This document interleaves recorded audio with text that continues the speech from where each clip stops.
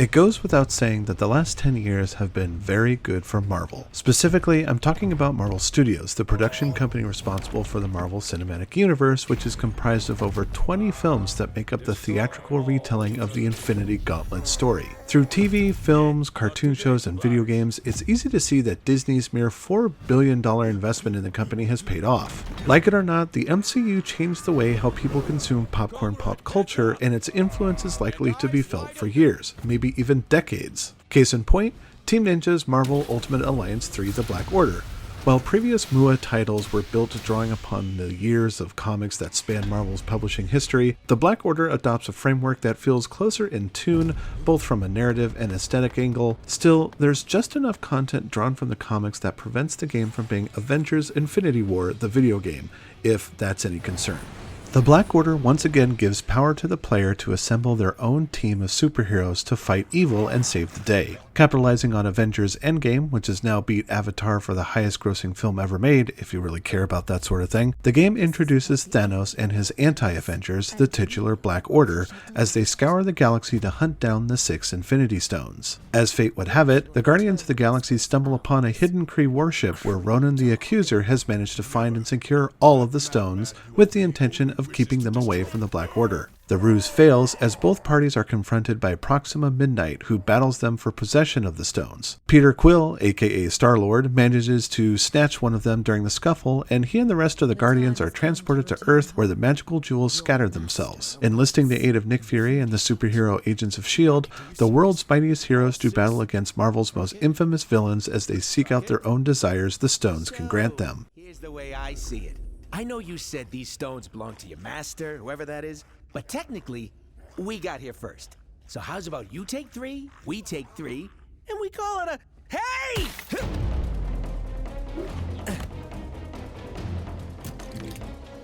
You will leave here with nothing, not even your lives.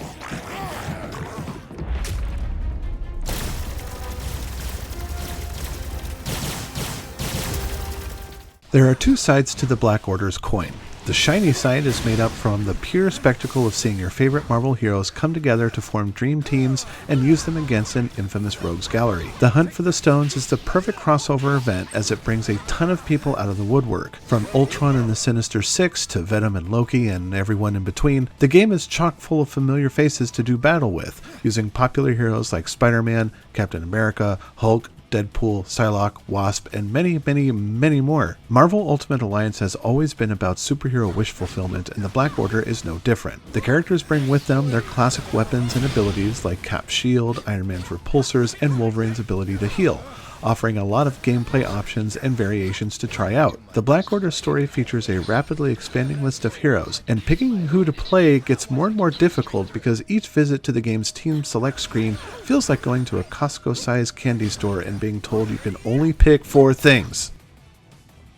The other side of the coin, one that's a little rough and hewn like Two-Face's silver dollar, is character micromanagement. There's a lot of downtime in the game that's reserved for making your character stronger and more capable. This gets to be a little bit of a problem because there are so many systems in place that could easily be accomplished with a simple, straightforward leveling system. Instead, you'll have to contend with leveling, but also spending experience cubes of varying quality to boost characters that you don't play as often, collecting and setting ISO-8 crystals, spending ability orbs to power up special attacks, and working through a hexagonal grid that increases base stats for all characters. And to top it all off, you'll get an additional percentage boost by building themed hero teams, like having all women or members of the Avengers and X-Force, having all web-slingers, and even anti-heroes, just to name a few. All of these boosts, both permanent and temporary, are necessary because without them, you'll quickly discover that these superheroes grow increasingly weaker to bosses as you advance through the story. There comes a point, though, where I feel that a lot of these systems could either have been consolidated or removed outright because it feels like you spend as much time,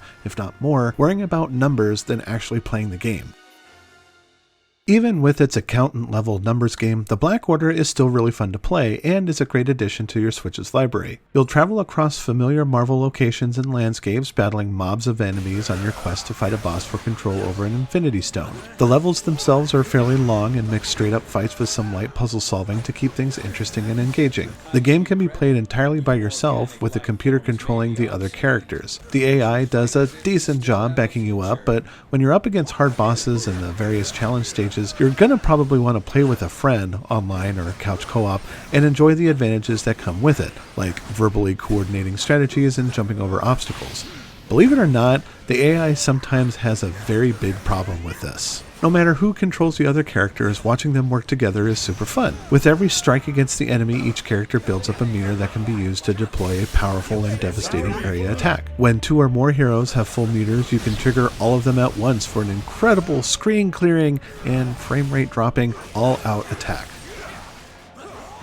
One part of the game I was frequently at odds with was the camera. Even though most of the game takes place in large outdoor spaces, the camera tends to have a problem with accommodating good views of the action. You're given a small amount of freedom to move the camera around, however it's often locked at fixed angles, or you can only move it around 90 degrees or so, especially in indoor levels. There was a part during the earliest level of the game that was hard to clear because I had to fight with the camera to let me see what I needed to see to help clear a space with laser tripwires. Unless I moved my character to a particular spot, I couldn't see what they were doing or what was in the room, which made things very frustrating and difficult to finish. Marvel Ultimate Alliance 3: The Black Order has a few nagging concerns that fortunately don't detract from the overall joy of calling upon the high pantheon of Marvel heroes to face down villains intent on ruling the world. It's also a good looking game, even in the handheld mode, give or take some aliasing and frame rate drops during the heaviest action scenes, and the character models look really great as a blend of their MCU and comic counterparts. Character management can be tedious and a little overwhelming, but I suppose at the end of the day, it's better to have all these systems in the control of the player, lest certain items like ISO 8s and ability orbs be treated as premium microtransactions. I also found that the game can get really hard with its bosses towards the later half of the story because the fights are really long, trying, and laborious when played solo. Overall, the Black Order is easy to pick up and play, and there's nothing to keep you from enjoying the thrill of fighting alongside pop culture's most popular fictional heroes.